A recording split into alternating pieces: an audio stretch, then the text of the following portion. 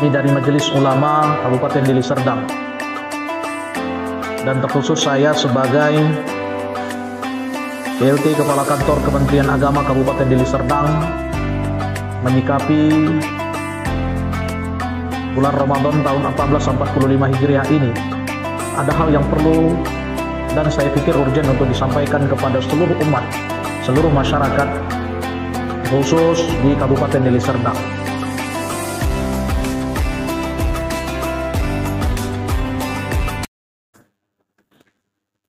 Bismillahirrahmanirrahim.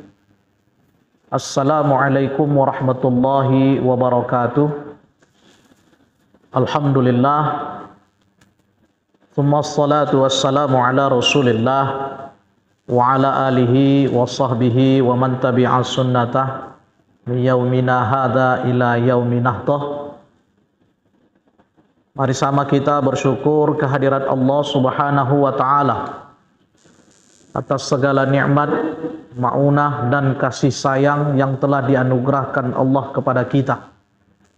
Terlebih lagi nikmat kesehatan, kesempatan hingga di bulan Ramadan 1445 Hijriah ini kita masih tetap diberikan Allah umur, kesehatan, kesempatan, maka kita bisa melaksanakan ibadah-ibadah di bulan Ramadan ini. Salawat dan salam mari sama kita persembahkan kehariban junjungan alam Nabi besar Muhammad sallallahu alaihi wasallam. Dengan banyaknya kita berselawat, senantiasa terus melantunkan salawat, kita tergolong hamba-hamba Allah, umat Rasulullah yang mendapatkan syafaat dari beliau di hari akhirat. Para jamaah, hadirin hadirat, kaum muslimin dan muslimat yang dirahmati Allah Subhanahu wa taala. Pada kesempatan ini kami dari Majelis Ulama Kabupaten Deli Serdang, dan terkhusus saya sebagai PLT Kepala Kantor Kementerian Agama Kabupaten Deli Serdang menyikapi bulan Ramadan tahun 1445 Hijriah ini. Ada hal yang perlu dan saya pikir urgen untuk disampaikan kepada seluruh umat, seluruh masyarakat, terkhusus di Kabupaten Deli Serdang, bahwa terkait dengan bulan Ramadan, menyikapi bulan Ramadan ini, Menteri Agama Republik Indonesia Bapak Yakut Khalil Qaumas telah menerbitkan satu surat edaran dengan nomor 1 tahun 2024 tentang penyelenggaraan ibadah Ramadan, panduan penyelenggaraan ibadah Ramadan dan Hari Raya Idul Fitri 1445 Hijriah ini. Ada beberapa poin, bahkan dalam surat edaran ini ada 9 poin yang menjadi ketentuan dalam surat edaran tersebut. Yang pertama, diharapkan umat Islam dihimbau untuk tetap menjaga ukhuwah Islamiyah dan toleransi dalam menyikapi potensi perbedaan penetapan 1 Ramadan 1445 Hijriah 2024 Masehi. Sebagaimana kita maklum, di antara saudara-saudara kita ada yang berkomitmen bahwa pelaksanaan awal Ramadan itu berbeda dengan apa yang menjadi keputusan pemerintah. Namun janganlah perbedaan-perbedaan ini menjadi embrio dari keretakan ukhuwah Islamiyah yang selama ini telah terjalin. Maka dari itu himbauan dari Kementerian Agama agar seluruh umat Islam, masyarakat Indonesia untuk tetap senantiasa menjaga ukhuwah Islamiyah, menyikapi perbedaan-perbedaan yang ada, terkhusus tentang penetapan 1 Ramadan 1445 Hijriah 2024 Masehi. Kemudian yang kedua, Umat Islam juga diharapkan untuk melaksanakan ibadah Ramadan dan Hari Raya Idul Fitri sesuai dengan syariat Islam dan menjunjung tinggi nilai-nilai toleransi. Di mana juga kita sama maklum bahwa hidup bernegara di Republik Indonesia ini dengan beraneka ragam keyakinan, suku, bangsa, agama, adat istiadat, maka perlunya untuk dijaga toleransi di antara itu semua. Pelaksanaan ibadah-ibadah Ramadan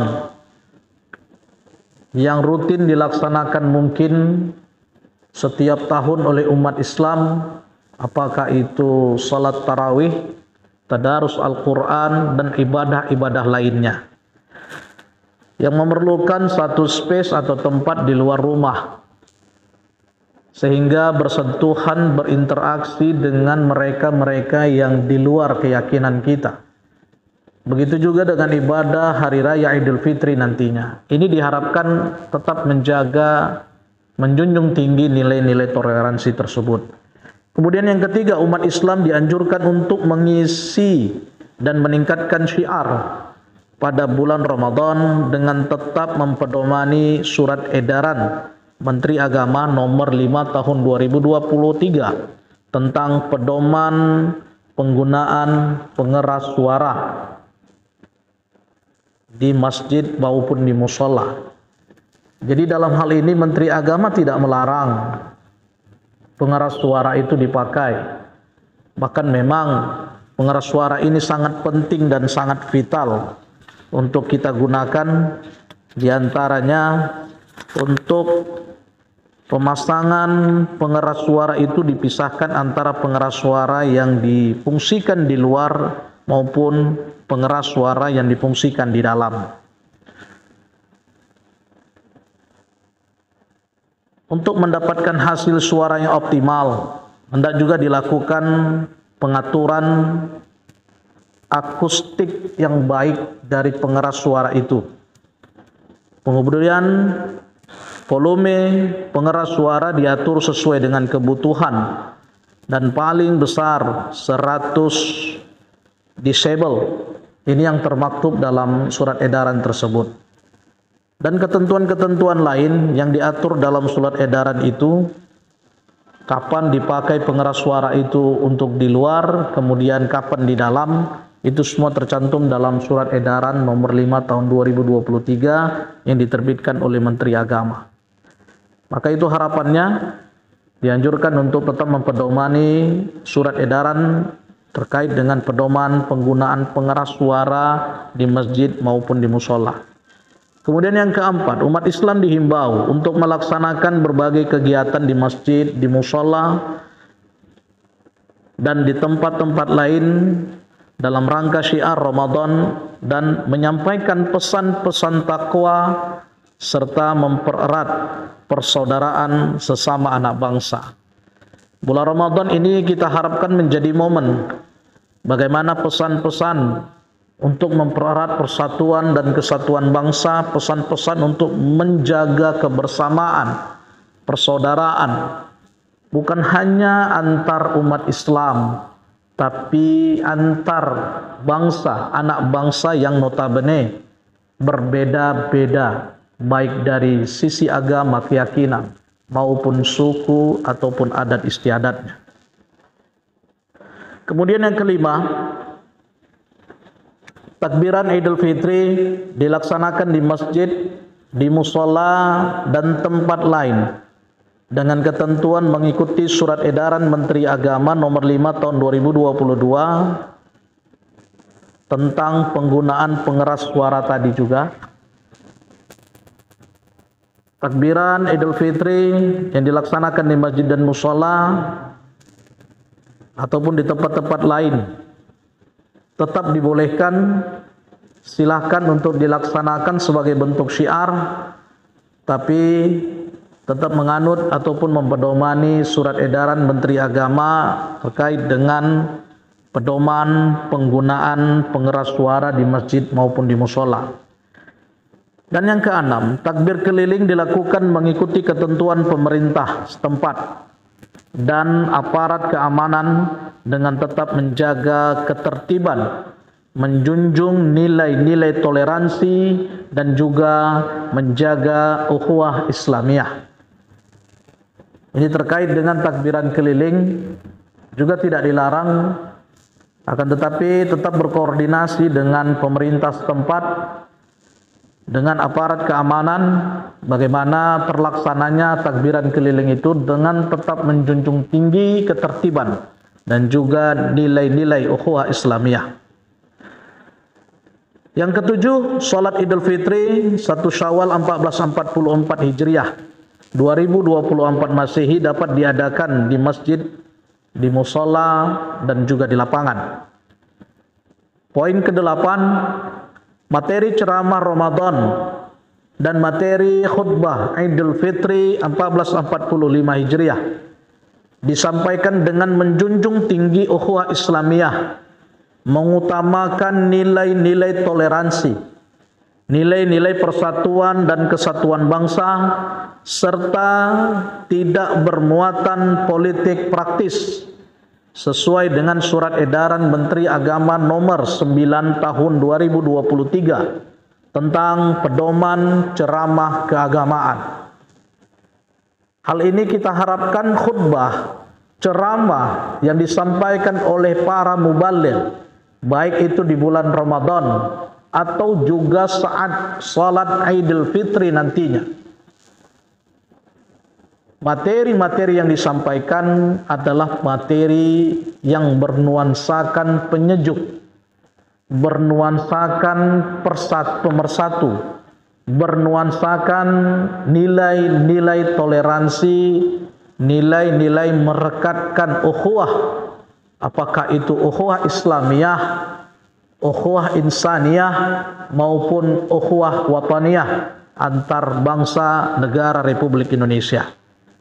Dan yang terakhir, di dalam surat edaran Menteri Agama nomor 1 tahun 2024 ini, pedoman penyelenggaraan ibadah Ramadan dan Idul Fitri 1445 Hijriah, Menteri Agama menghimbau kepada umat Islam untuk lebih mengoptimalkan zakat, infak, wakaf dan sedekah di bulan Ramadan dalam rangka meningkatkan kesejahteraan umat.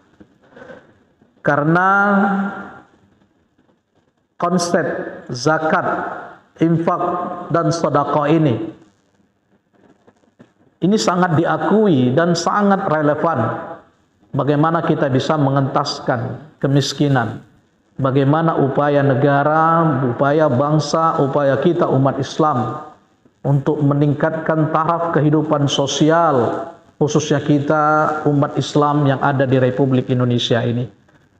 Maka dari itu Menteri Agama sangat-sangat berkeinginan bahwa konsep zakat, infak, sedekah ini menjadi alternatif utama bagi kita, terlebih lagi di bulan Ramadan ini, di mana kita tahu dan sama maklum bahwa ibadah-ibadah Ramadan yang salah satu diantaranya adalah zakat, infak dan sedekah ini sangat dianjurkan. Bahkan zakat fitrah itu merupakan rukun dari salah satu rukun Islam yang ada bagi umat Islam. Semoga surat edaran Menteri Agama nomor 1 tahun 2024 terkait dengan pedoman penyelenggaraan ibadah Ramadan, ibadah Idul Fitri 1445 Hijriah 2024 Masehi memberikan sumbangsih yang berarti, menjadi pedoman bagi kita khususnya umat Islam di negara Republik Indonesia ini. Bagaimana menjalankan ibadah, tidak meninggalkan nilai-nilai ibadah dari Ramadan dan Idul Fitri itu, namun juga tidak mengabaikan nilai-nilai toleransi, nilai-nilai ukhuwah, apakah itu ukhuwah Islamiyah antar umat Islam, ukhuwah insaniyah antar sesama insan, sesama manusia, dan ukhuwah wataniyah kita yang bernegara Republik Indonesia ini tetap dalam satu bingkai persatuan dan kesatuan bangsa.